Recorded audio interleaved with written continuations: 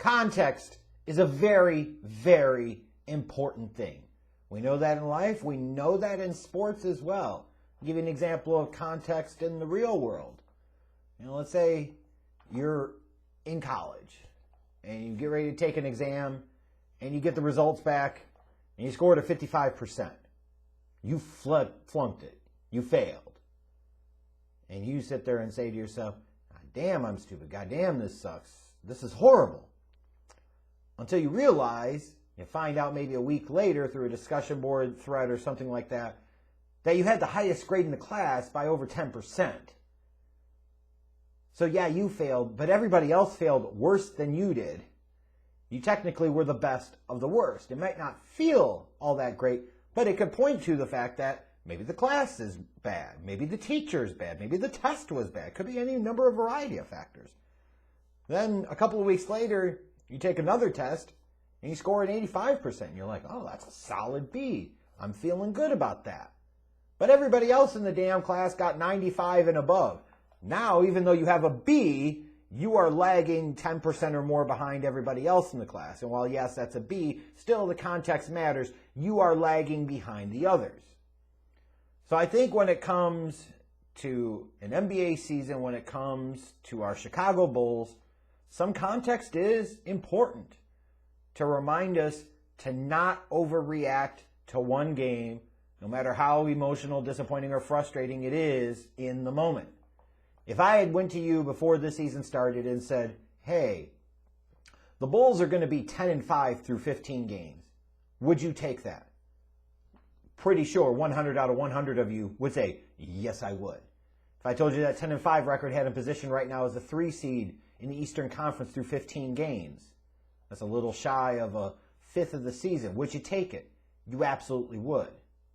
If I told you that DeMar DeRozan would be arguably the MVP candidate from this team right now and was playing at a level we probably haven't seen out of him in a couple of years, would you take that? Yes, you would. If I told you through 15 games Lonzo Ball is healthy and doing everything you anticipated he could do and potentially more, would you take that? Yes, you would.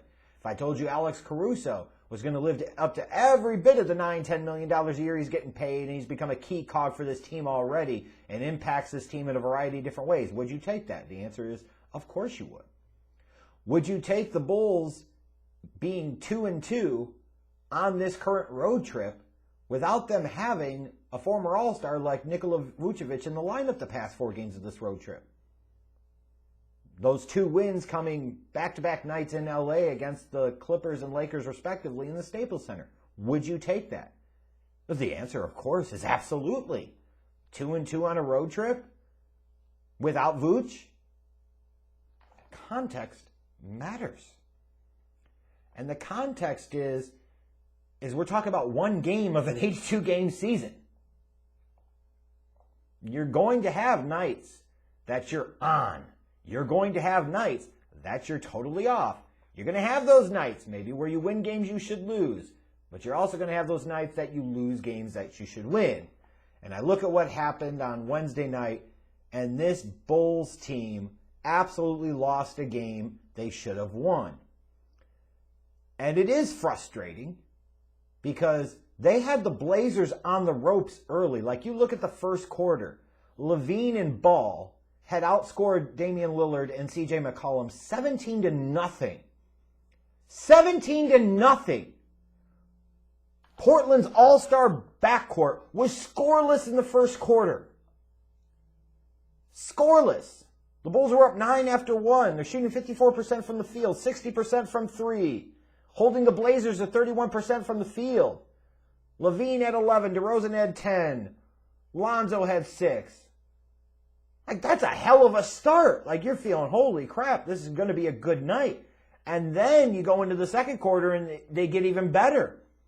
Shooting 56% from the floor ultimately in the first half and 44% from 3.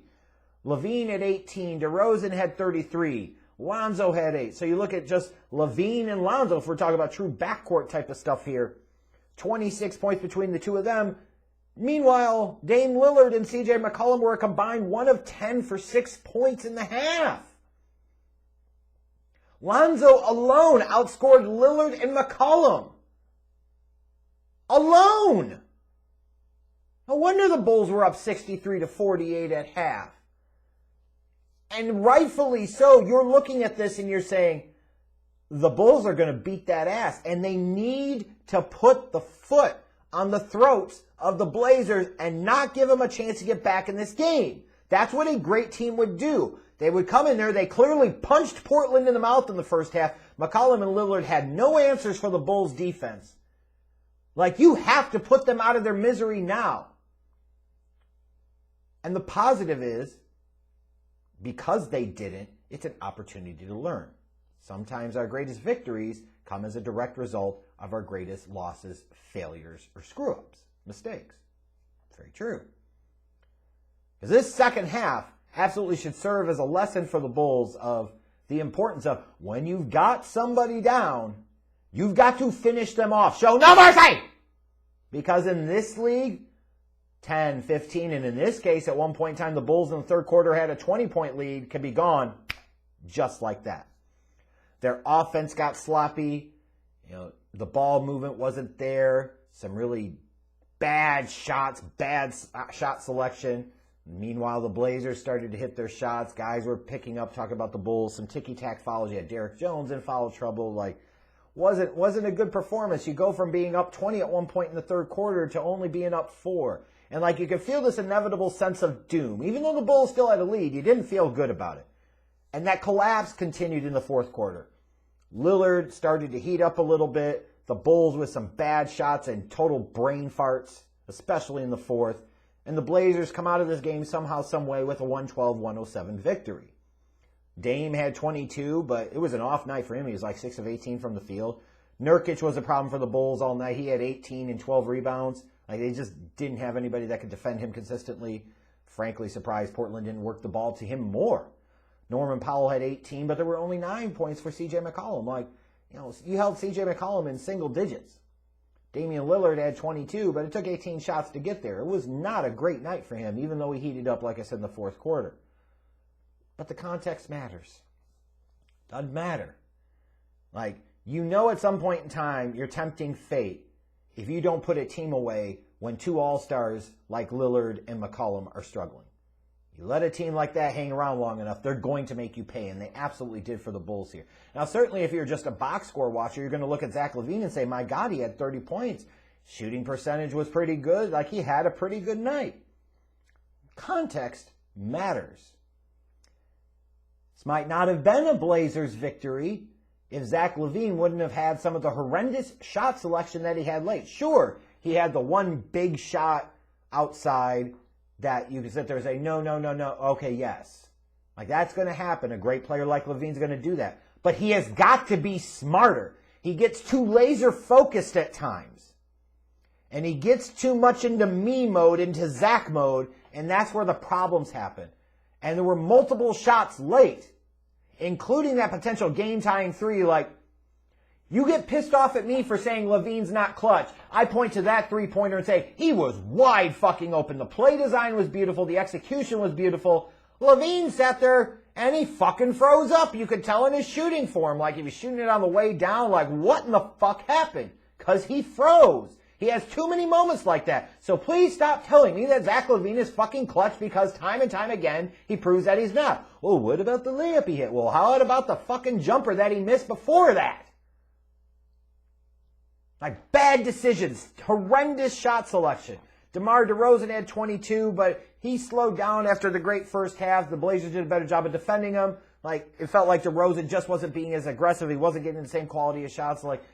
This team needs you to play better, and sometimes you just got to play better. Frankly, I wish Lonzo Ball, because you saw that little stretch there in the last couple minutes of the game where Lonzo had back-to-back baskets he was making a difference. I would have loved to have seen more of the offense late run through him. But there are things that are certainly frustrating about this game. The fact that Billy Donovan, for some inexplicable reason, is giving Coby White playing time, and I don't fucking know why. He literally provides you nothing right now. I understand why you're trying to do it, but stop doing that shit. And he had him out there in the fourth quarter. Who the hell does that? Again, Coby White was literally providing you nothing. And it is dumbass decisions like that that ultimately, in the grand scheme of things, cost you games. You have to understand, these are not the Bulls teams of the past couple of years. Coby White really doesn't have a role. I'm not taking minutes away from a goddamn Caruso or Dosunmu to try and see if Coby White can figure it out. He should have been traded along with Patrick Williams in the fucking offseason. He wasn't. That was a mistake. Now you got to figure out, how do we get Coby White in there somehow, some way to jack up his trade value so you can get him the fuck out of Dodge. But playing him in that spot last night, that was a huge mistake by Billy Donovan. That was just stupid. Now, for context, it's a second game back. You do, as a guy you spent 7th overall pick on, you're trying to get some value out of him. Context matters. I get it. I understand it. But you also have to be smart enough to know to say, this is not the time or the place to be doing that. So don't do it.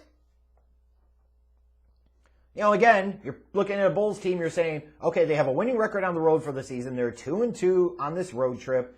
They haven't had Patrick Williams for over 2/3 of the season. They haven't had Vucevic on this road trip. So you don't want to panic too much. It is just one game.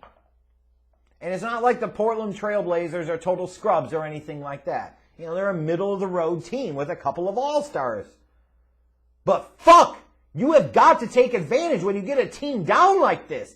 And they failed to do it. Due to sloppy play, horrendous shot selection, just dumb decisions by players and the coaches here. Like, even when you talk about Zach LaVine had the one shot and then he gets teed up. Like, what the hell are you getting teed up for? Shut the fuck up. That's where we're talking about the decision making. Know the timing and the situation and when it's appropriate or not. When you're trying to hold off the Trailblazers halfway through the fourth quarter is not the best time to be picking up a fucking technical. So yeah, watching that game last night, that first half was full of like, man, this is great, this is awesome. And that second half was like, what in the hell? But it's going to happen. The important context here to remember is, it is one game. One game does not an 82-game season make. It is representative of some concern for those that are going to point to and say, Vucevic would have made a difference in this game. Oh, there's no question he would have made some type of a difference on Nurkic, at least if nothing else, to have a bigger body inside and force Nurkic to maybe work a little more defensively. But some of the traits and patterns of behavior that you're seeing would have still exhibited even with Vooch in the lineup, so there's no guarantee they would have won this game. Vooch isn't there right now, so you have to act like he's not there. So you have to go based off of what you fucking have. So stop trying to make apologies or excuses. He's not there right now, so shut up talking about him. What you do know is that you had another situation where Zach LaVine made some horrendous decisions. And you can't just let him coast. It is also concerning because you look at this team late, when they needed to get buckets, Lonzo got him a couple of buckets and then basically got the ball frozen from him. You can't do that. There are positives here. 10-5, 15 games in. One of the top teams in the Eastern Conference. 500 record on this road trip without one of their top 3 players. So not total freakout time by any stretch of the imagination. But yeah, that loss on Wednesday night sucked. Because they had no business losing to the Blazers. And yet they found a way in the second half to do so. Because right now, while the Bulls are a good or pretty good team, they just aren't a great team. And if anything, this game helped further shines a light on, even if you have Vucevic, you need more in that front court. They have to make a move. And to those that are saying, well, I don't know. No. When in doubt, get another guy. When in doubt, you have created a window of opportunity here. You have to maximize upon that. The name of the game now is not to develop and grow over the next couple of years. The name of the game is try to win a championship this fucking year, because there are no guarantees going forward. So maybe this game helps shine more of a light on that, because there is certainly a need there. It's a frustrating night, Bulls fans. I understand. Believe me, I do. We should not be panicking too much, but it should be a helpful reminder of this team is not all the way there just yet. But if I had told you they would be in this position after 15 games, you would have absolutely taken it, and so would I.